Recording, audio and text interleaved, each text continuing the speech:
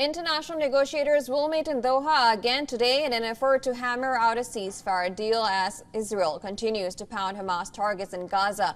Palestinian authorities have said at least one person was killed after Israeli settlers attacked a village in the West Bank. Armed settlers reportedly attacked a village near the city of Qalqilia and fired at citizens. One Palestinian was killed and another was critically wounded, the Palestinian Health Ministry said. Israeli President Isaac Herzog condemned the attack at West Bank. Israel, meanwhile, presses assault on Gaza.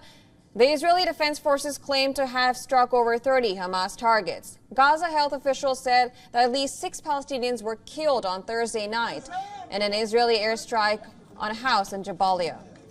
Israeli troops earlier hit targets in the southern cities of Rafah and Khan Yunis.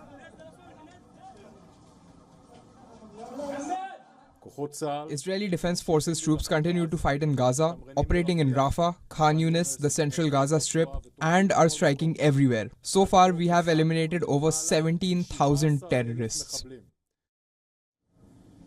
Israeli army has also released images showing what it says are strikes on Hezbollah targets in southern Lebanon. Hamas, who did not attend the talks in Doha, called Israel's continuing operations an obstacle to progress on a ceasefire.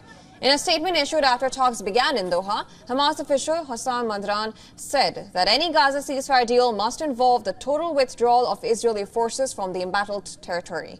After Thursday's negotiations in Doha, Qatari Prime Minister Mohammed bin Abdulrahman Al Thani spoke with Iranian leaders to update them about progress in the talks. In another effort to defuse the tensions in West Asia, British and French foreign ministers will travel to Israel to call for an urgent ceasefire and de-escalation in any wider conflict.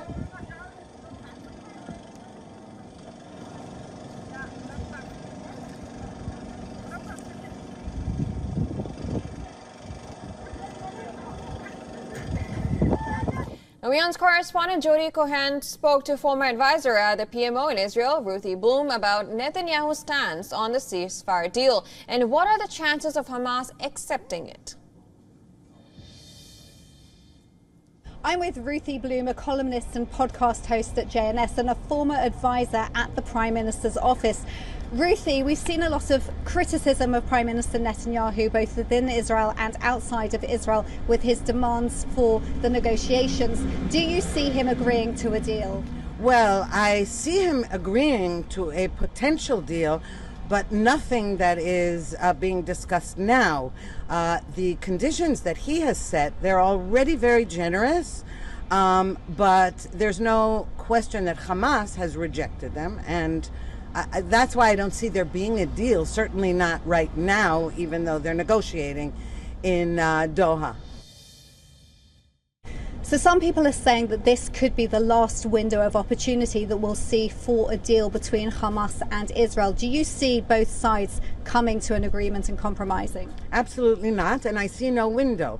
The idea that somehow there's a window open and it's closing is ridiculous, and that is just a propaganda from the White House and from Egypt and from Qatar. So, there's no window. Hamas hasn't agreed to anything except remaining in power.